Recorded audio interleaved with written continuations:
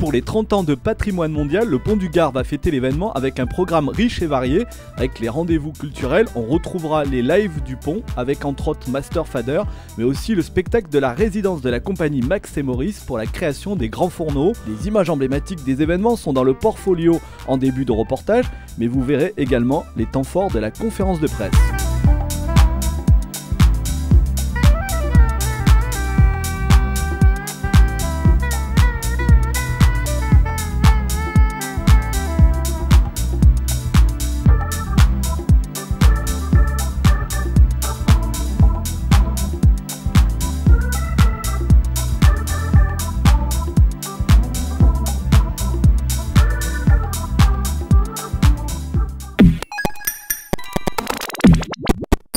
Au niveau du chiffre d'affaires qui nous a permis d'affronter une conjoncture difficile, mais nous a permis d'affronter plus sereinement. Et remarquable aussi par le taux de notoriété positif en France et à l'étranger, avec chaque année les sondages que nous faisons, on monte avec des taux qui sont vraiment importants. Et puis 2015, je l'ai gardé pour la fin, c'est l'année où le site va fêter ses 30 ans au classement du patrimoine mondial de l'UNESCO, puisque le site du Pont du Gard a été classé en 1985, et en 2015, nous fêtons ses 30 ans. Donc voilà aussi pourquoi 2015 est une année particulièrement exceptionnelle.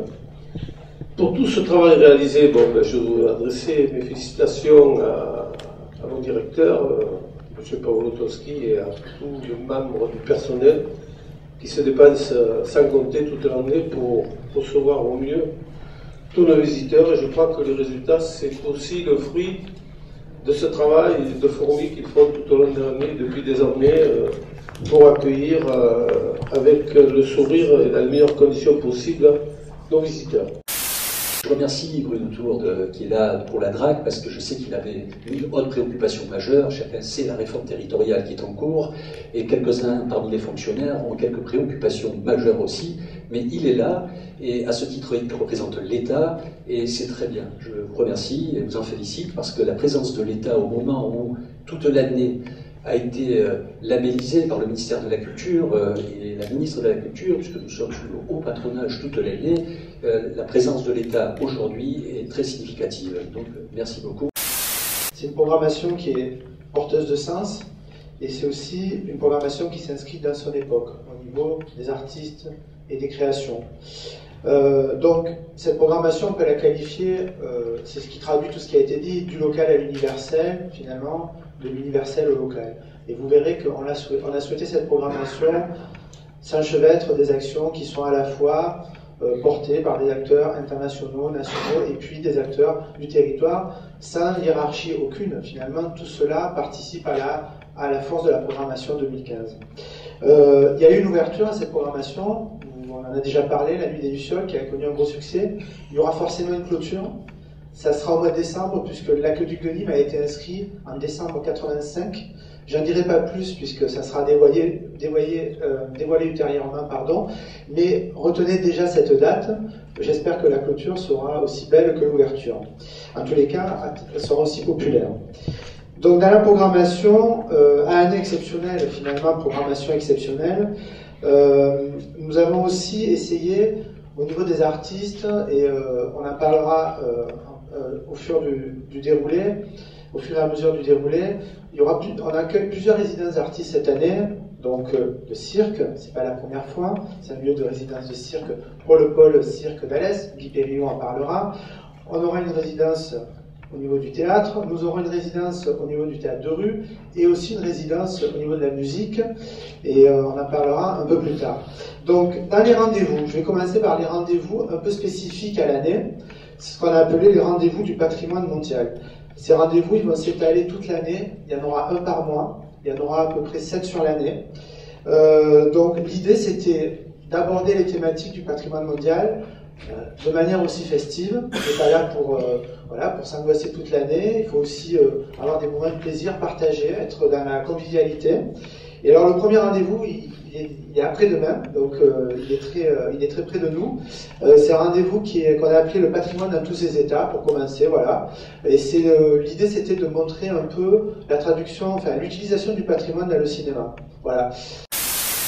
J'ai eu la première sollicitation du Pont du Gard au mois de septembre, et j'ai dû le rappeler, je pense, 3 semaines après, du Liban, et ainsi de suite. Donc on fonctionne par mode de communication interposée, donc par message téléphonique ou par email, donc on se voit pas très souvent. Voilà, donc c'était assez étonnant, c'est vrai, d'avoir une proposition du Pont du Gard pour réaliser une exposition. Dès que j'ai entendu le nom de Koudelka, donc il va vous en parler après, j'ai sauté sur l'occasion, parce que j'espère le rencontrer, c'est un des photographes préférés. Printemps de Prague 68, enfin voilà. C'est un symbole, on va dire, dans la profession. Pour ma part, bon, pour ceux qui ne me connaissent pas trop, voilà, je suis un jeune photographe qui travaille dans la presse et je réalise de tout, mais surtout de la photo de conflit. Là, l'été dernier, j'ai eu l'occasion de partir en Centrafrique pour couvrir le conflit centrafricain côté français, étant donné que ce sujet, enfin cet l'angle, c'est-à-dire cette approche n'avait pas vraiment été réalisée et montrée dans la presse. J'ai voulu travailler sur la Légion étrangère et la France en Centrafrique. Donc, je suis tombé sur les soldats de la Légion étrangère et surtout du 2e REI, le régiment étranger d'infanterie de Nîmes. Donc c'est assez marrant de se retrouver en fin fond de la Centrafrique avec des Nîmois. Donc, bon, c'est le régiment étranger, mais ça restait les gens du pays. Et c'était très sympa de les retrouver.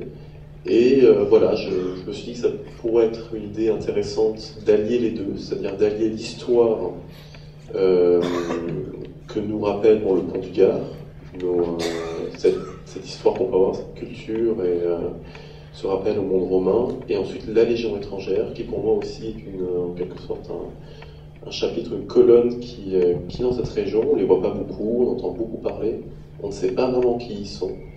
Et tout le travail est d'essayer de connaître ces gens-là, ces hommes, et d'essayer de montrer une petite partie de leur monde. C'est très compliqué parce que jamais je me permettrai de dire que je vous raconte la Légion étrangère. Je ne suis pas légionnaire, je suis un civil et je n'ai pas choisi cette vie. Mais c'est montrer certains instants, une première approche, une première esquisse de ce que j'ai pu voir là-bas en Centrafrique.